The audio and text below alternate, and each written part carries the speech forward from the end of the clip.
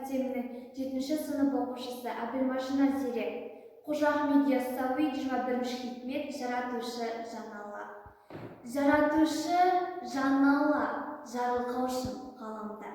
Мерінде дәметем кірпігімді жабарда.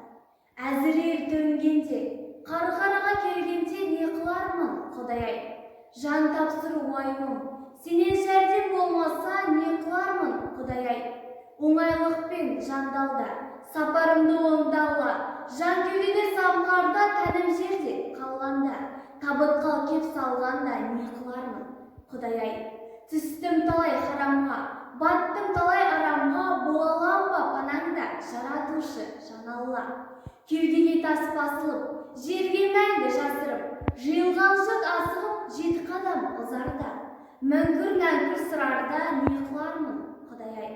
Рухты тән қарсылап, қылған күнәм жаншылап, Раббы кімдеп періште, қысқан кезде сансырап, не қылармын, Құдай-ай?